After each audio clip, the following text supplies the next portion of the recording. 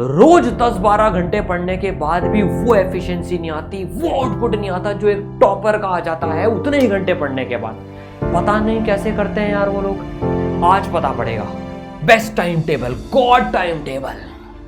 5 बजे जाग जाओ, 5 से 5:15 मैं ब्रश करूंगा, सुबह के सारे काम निपटा लूंगा, 5:15 से 7:15 मैं पढ़ाई करूंगा, 2 घंटे लग के एकदम, फिर तुरंत 7:15 बजे में 7:15 से मैं 8 बजे तक फिर मैं एक्सरसाइज करूंगा और फिर उसके बाद में ब्रेकफास्ट कर लूंगा और फिर 8 बजे के बाद से 10 बजे तक पढ़ने लग जाऊंगा। सर ये टाइम टेबल बताने आए हो क्या आप? ये तो सर मैं पता नहीं कितनी बार बना के मोह माया मान के छोड़ चुका हूं इसको, क्योंकि सर फॉलो ही नहीं होता। इतना डिमोटिवेटिंग होता है सर, 2 दिन करता हूं, तीसरे दिन से बंद कर देता हूं, इसको बनाता ही नहीं हूं। हजारों बार मैं इसको ट्राई कर चुका हूं। अब आपको एक मजे की बात बताऊं, टॉपर्स जिनको कम समय में बहुत ज्यादा करना होता है ना, जिन्होंने बहुत कम समय में फोड़ के रैंक्स लिया है, जो टेक्निक मैंने मेरे सीनियर AIR 3 जो कि ड्रॉप ईयर में ऑल इंडिया रैंक 3 लेके आए तो उनसे सीखी थी, उनके टाइम टेबल बनाने वाली, वो ये फॉलो नहीं करते यार। इसको फॉलो करना 9th 10th 11th क्लास तक फिर भी ठीक होता है, जहां पर बफर टाइम ज्यादा होता है, कम चीज करनी होती है 1 साल के अंदर अंदर में।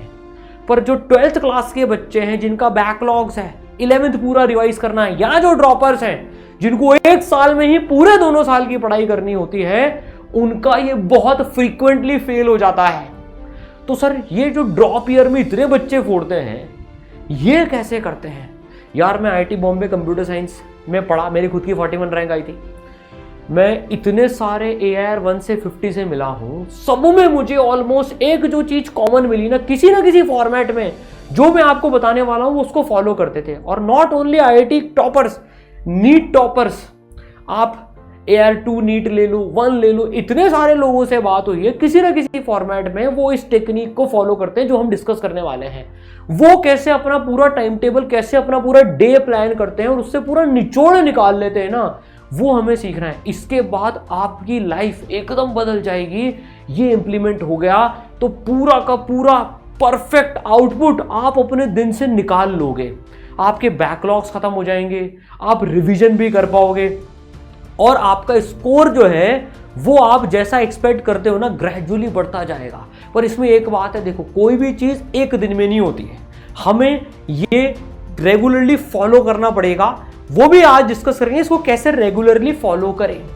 अब जो इसकी प्रॉब्लम है ना कि यार मान लो मैं आज 7:15 बजे के बदले मेरी पढ़ाई 8:15 तक खिंच गई, तो यार आगे का पूरा प्लान खराब हो गया। नाश्ता मैं नहीं कर पाया 8 बजे तक, 8:30 बज गई, तो आगे का पूरा प्लान वहीं से ही खत्म हो जाता है।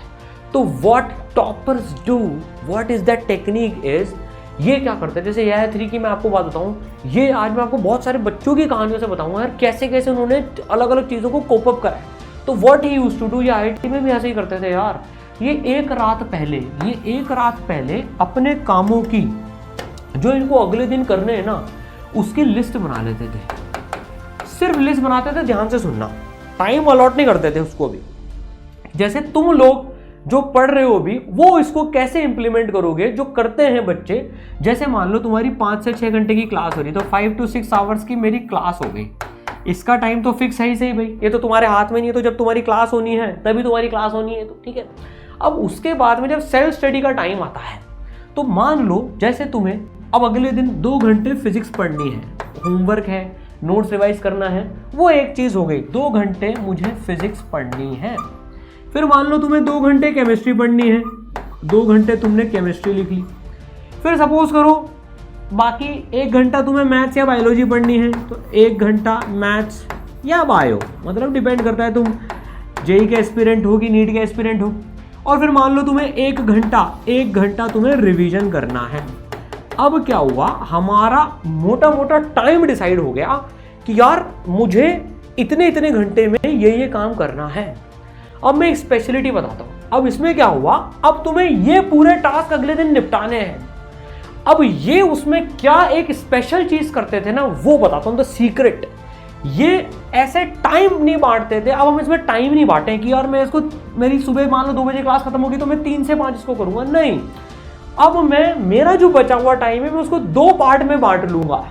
जैसे मान लो एक है 3 से 7 का टाइम और फिर एक है 7 से 10 का टाइम। उसमें डिनर वगैरह वो सब ठीक है, सारी चीज वो सब उसमें आ जाएगी, ठीक है ना। तो अब जैसे ये कैसे बांटते थे कि यार ये वाला पार्ट और ये वाला पार्ट मैं फर्स्ट हाफ में करूंगा, ये वाला पार्ट, अब मैं फिक्स टाइम नहीं दे रहा हूं, मैं इसको 3 से लेकर 7 बजे के बीच में कर लूंगा इस वाले पार्ट को मोटा मोटा कंप्लीट, और मैं इन दोनों वाले पार्ट को फिर 7 से लेकर 10 वाले पार्ट में कंप्लीट कर लूंगा।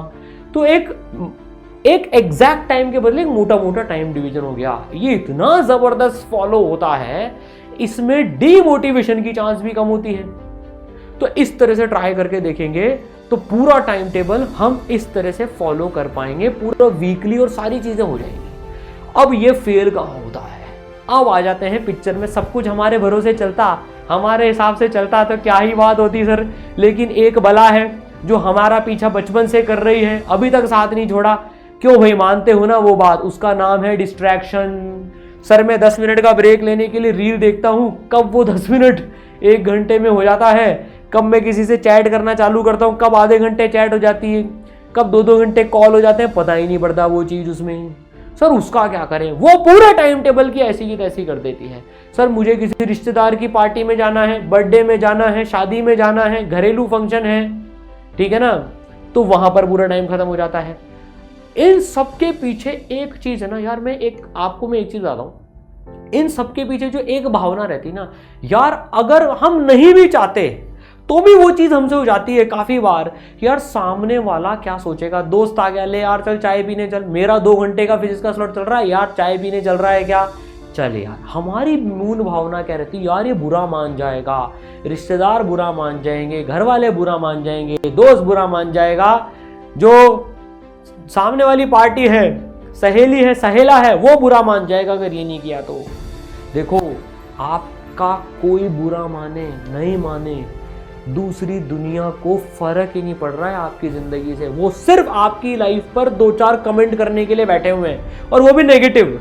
यार तेरा तो 12th के साथ में हुआ ही नहीं था, तेरा ड्रॉप ईयर में क्या होगा, फालतू में 1 साल बिगाड़ रहा है, कह के निकल लिए। हमारा पूरा दिन उस डीमोटिवेशन में बीत गया। कुछ रील देख ली, कुछ कमेंट उसमें पढ़ लिए, यार ऐसा होता है, मेरा भी नहीं हो सकता, पूरा डीमोटिवेशन आ गया। इन डिस्ट्रैक्शन को तोड़ने के लिए साधु का जो मंत्र होता है ना भैया, संन्यास ले लिया मैंने सब चीज़ों से, मुझे फर्क ही नहीं पड़ रहा है बाकी दुनिया क्या कर रही है। इस 1 साल जो तुम्हारे पास सबसे क्रूशियल ईयर है, संन्यास ले लो। अभी इतने सारे डॉक्टर्स जो बने हैं, IITians जो बने, इतने सारे बच्चों का इंटरव्यू लिया, सबने एक बात बोली, 99% बच्चों ने एक बात बोली, सर हमारा तो अकाउंट ही नहीं था। कितनी बड़ी बात बोली, वो साधु बन गए। दुनिया को तुमसे कोई फर्क नहीं पड़ रहा, वो तुम्हारा ही एग्जाम्पल बाद में देंगे। मैं मेरे चाचा जी की शादी में नहीं गया, बहुत सुनाया, तू यार मेरी शादी में नहीं आया, ऐसा भी क्या पढ़ाई कर रहा है, ये सब क्या हो रहा है, इतनी सी देर तो आ जा। मैं सिर्फ 10 मिनट उनकी बारात में नाचने के लिए गया था, अपना माइंड फ्रेश करने के लिए, बहुत सुना मैंने। अब पता है उनका बेटा 11th क्लास में आया है, वो क्या बोलते हैं, सारांश भैया जैसा बन, इनकी तरह से मेहनत कर।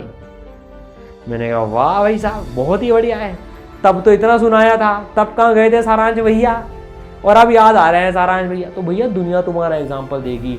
तो डिस्ट्रैक्शंस के लिए साधु मंत्र को फॉलो करो, सन्यासी बन जाओ इस 1 साल के लिए। अब काफ़ी बार बच्चों का आता है, सर मैं क्वेश्चन करता हूँ, उसमें मैंने 2 घंटे जो अलॉट करे थे ना, आज मुझे ज़्यादा होमवर्क मिल गया। अब तुम्हें एक ज़बरदस्त टेक्निक बताता हूँ, इतने सारे टॉपर इसको फॉलो करते हैं, मतलब एग्जाम में भी फॉलो करते हैं और डेली लाइफ में भी फॉलो करते हैं। ड्रॉपर्स के साथ क्या होता है, 1 साल में, 1 साल भी नहीं होता है, 8 महीने बचे होते हैं उनके पास में, 8 से 10 महीने, उसमें उनको दोनों क्लास पढ़नी होती है, उनको होमवर्क लपक के मिलता है। उनके साथ में टीचर्स अज्यूम भी कर लेते हैं यार इनको थोड़ा सा तो आता है, धमाधम धमाधम धमाधम होमवर्क मिलता है, देना भी पड़ता है, उनको करना भी पड़ता है। तो उस दौरान पे क्या है, बैकलॉग बहुत होते जाते हैं, क्योंकि वो इतना सारा होमवर्क रोज हो ही नहीं पाता है। अब उसका मेन कारण बताता हूँ आपको क्या होता है। और इस टेक्निक से आप सारा होमवर्क कर लोगे 0 बैकलॉग के साथ में, अगर इसको सही से इंप्लाई कर दिया तो। देखो हम एक क्वेश्चन करने बैठ गए यार, उसमें 20 मिनट स्पेंड हो गए, वो क्वेश्चन हुआ ही नहीं। आज मुझे होमवर्क में 50 क्वेश्चन करने थे, फिजिक्स केमिस्ट्री मैथ्स या फिजिक्स केमिस्ट्री बायोलॉजी के मिला के, ठीक है ना। मेरे पास सिर्फ अवेलेबल थे 3 घंटे। अब मैं उस 3 घंटे में वो 50 क्वेश्चन कैसे लगाऊंगा, वो 60 क्वेश्चन कैसे लगाऊंगा। टफ क्वेश्चन आ गए तो अब मैं तीसरे नंबर के सवाल में अटक गया, वो 20-25 मिनट ले गया, तो मैं 3 घंटे में, रात हो गई, सोना भी होता है भाई साहब। अब मैं उसमें अटेम्प्ट कर पाया 60 में से 40, 20 मेरे किस में चले गए, बैकलॉग में है। अब मुझे प्रेशर बढ़ना चालू हो गया यार, आज 20 क्वेश्चन बैकलॉग, कल 30 क्वेश्चन बैकलॉग, फिर 10 क्वेश्चन बैकलॉग, पहाड़ बढ़ता जा रहा है। क्लास में डिस्कस हो गया, अगले दिन मैं तो पार्ट ही नहीं ले पाया उसमें। अब यहाँ पर आपकी 50-50 टेक्निक बहुत काम करेगी। मैं इसको यूज करता था और अभी भी जब मैं पढ़ाता हूँ ना, जब मुझे भी बहुत सारे सवाल करने होते हैं तो मैं 50-50 टेक्निक यूज करता हूँ। इसमें क्या करना होता है, जैसे यार आप नीट का पेपर दे रहे हो या जेईई का पेपर दे रहे हो ना, आप पहले इजी सवाल कर लेते हो। तो आप होमवर्क में भी ऐसा करो, आपको 60 सवाल मिल गए हैं, मान लो टाइम कम है, तो पहले इजी निपटा लो, ताकि आप पूरा ओवरव्यू क्वेश्चन के ले पाओगे। आप होमवर्क को भी 2 राउंड में करो, 2 राउंड में जैसे पेपर करते हैं, होमवर्क को भी आप 2 राउंड में करो। पहले इजी क्वेश्चन निपटा लिए। अब इसका डबल फायदा हो गया, आप सारा होमवर्क भी देख चुके एक बार, और अगर मान लो कुछ छूट भी गया तो कोई दिक्कत नहीं, टफ वाला छूटा वो वैसे भी आप पहले राउंड में हो सकता है नहीं कर पाते, वो टीचर के सॉल्यूशन बताने के बाद ही हो पाता। अब लेकिन अब जब आप सेकंड राउंड में अटेम्प्ट करोगे टफ क्वेश्चंस को, तो आपके पास एक कॉन्फिडेंस रहेगा, यार मैं मेजॉरिटी होमवर्क तो कर ही चुका हूं, आपका माइंड रिलैक्स हो जाएगा। तो जब आप सेकंड राउंड में टफ क्वेश्चन कर रहे होंगे ना, तो आप प्रेशर में नहीं रहोगे, मुझे इतने सारे क्वेश्चन अभी तो बाकी हैं, क्योंकि आप इजी क्वेश्चन तो निपटा चुके हो। इसके अंदर भी एक टेक्निक बताता हूं आपको, टफ क्वेश्चन में भी क्या करा करो। आप एक रूल बना लो, जैसे जो बच्चे इसरल से पढ़ रहे हैं, जैसे अपनी जेई में 1A 2A टफ एक्सरसाइजेज हैं, तो यार 2A की टाइम लिमिट बना ली यार, वो एडवांस के बाप सवाल है। नीट में भी जैसे एक्सरसाइज 2 के कुछ टफ क्वेश्चंस होते हैं, तो जैसे 2A के अपर ने टाइम लिमिट बना ली कि यार मैं एक सवाल में 15 मिनट से ज्यादा स्पेंड नहीं करूंगा किसी भी हालत में, उसके बाद मैं इसका सोल्यूशन देख लूंगा। ड्रॉपर बच्चा कभी भी बहुत टाइम एक क्वेश्चन में स्पेंड नहीं कर सकता, क्योंकि उसके पास यार उसको पूरी ब्रेड्थ कवर करनी है। आजकल जेई और नीट आप देखो ब्रेड्थ पे खेल रहे हैं। जे एडवांस का पेपर भी इस बार रिलेटिवली इजी आया पिछले साल के मुकाबले, ब्रेड्थ पे खेला है वो, तो आपको ब्रेड्थ पे फोकस करनी है। तो आप क्या करो, एक टाइम लिमिट फिक्स कर लो टफनेस के हिसाब से, इसमें मैं इतने लेवल से ज्यादा टाइम नहीं दूंगा। तो जब सेकेंड राउंड में आप टफ क्वेश्चन कर रहे हो, उनके सॉल्यूशन की मदद लेके आप होमवर्क निपटाओ, ताकि आपका बैकलॉग ही क्रिएट नहीं होगा।